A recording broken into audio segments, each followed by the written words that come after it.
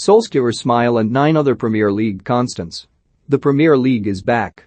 Some things are a little different, the refereeing certainly feels as refreshing as the fans, but some things are pretty much set in stone, like the smile of that man Ole Gunnar Solskjaer. 1. Jurgen Klopp ignoring domestic cups. The thing that kept most Liverpool fans sane during the 30-year drought between titles was winning domestic knockout trophies alongside some famous continental adventures. But the Reds have only claimed 1 parochial cup in the last 15 years since the Steven Gerrard final against West Ham. The total obsession with Europe's top table has been clear on Klopp's CV with 3 final appearances in Basel, Kiev, and Madrid. However, his record since losing to Manchester City at Wembley in 2016 has been abysmal. Will it change? Unlikely. It is not a case of treating certain competitions as priorities over others. It's about managing the situation, the circumstances and the squad. Here come the kids again, too. Pep Guardiola's megamind going into overdrive. The Guardiola narrative is very rarely upbeat. Football is his megamind chess piece. It presses on him. It seems to deflate him more than raise spirits. Trophies are piled high, but something always eats away inside.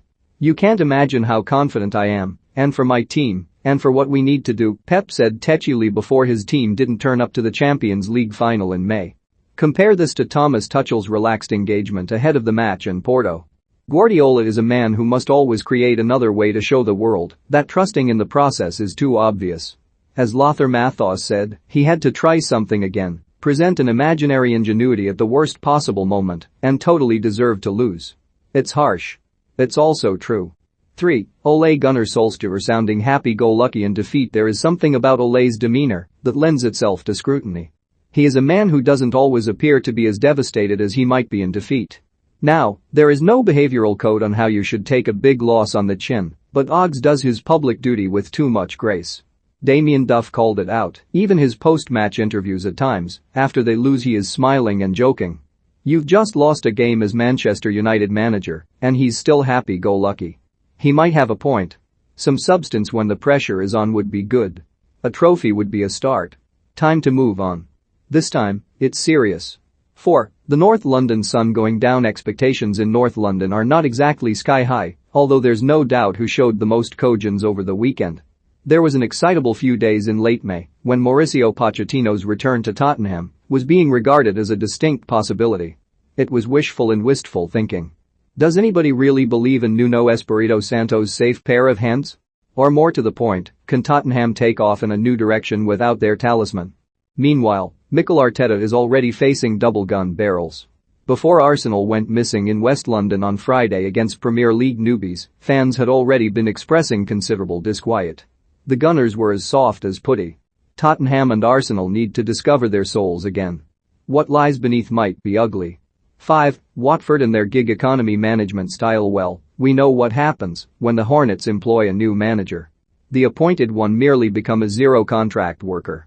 Since the Pazzo family took control of the club in June 2012, there have been 13 changes of coach. In the 12 months before current incumbent Xisco Muñoz's appointment, Watford have run through 5. Javier Gracia took them to an FA Cup final and had the temerity to finish just outside the top 10. What riches they were compared to what has followed. There is no reflection in the football world. Commercial people are not sentient beings. 6. Burnley go without and stay upright. Sean Dyche has made Burnley into a claret wall of defiance. They go to the well until it is drained. Sometimes, we are drained watching it. Every time you think they may have done their best work, Burnley will uproot somebody's else green and pleasant land. Last season, it was stopping Liverpool's 68-game EPL streak at Anfield. There were signs of a wobble in 2020 firsts. They were undoubtedly helped by 3 teams below failing to clear 30 points, but Dyche is a practical man with a van. Burnley chairman Alan Pace said, "We love Sean to death. We want Sean to be here for a long time. Like that famous League of Gentlemen line, he may never leave." 7. Chelsea and their stable instability. Well, now. Chelsea have done the Champions League and Super Cup double just like Liverpool in 2019. And we all know what the Reds did next. Tuchel made the big beasts of Klopp and Guardiola look toothless and clawless last season, but then the Blues almost cocked up automatic CL qualification on the last day. Tuchel is flavor of the month. He's flavor of the year. And he's far more interesting than people would have you believe. Will it last? Nothing does at Chelsea, so enjoy it. As the man said, if they are not happy with me, they will sack me anyway. 8. It's the best league in the world. We've been screaming about the best league in the world for years, because if you say something enough times it must be true. To be fair, La Liga nosedived into a messy affair last season, no pun intended. League One was taken by Lille on temporary loan from the state superpower. World-weary Munich won the Bundesliga. Now, for the first time in 9 years, the Premier League is ranked number 1 European league by UEFA. It feels like this is the time to remind the world why.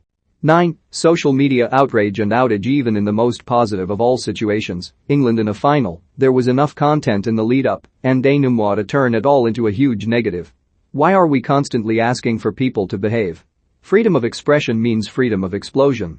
No matter how many tweets the platforms delete, we will always have victims and targets to light that fuse. Sometimes, we don't even need the football to learn what people are capable of. At least the players have their own voices to protect their character. We must have their backs too. As for the rest, it's kicking off already. Where do they find these people?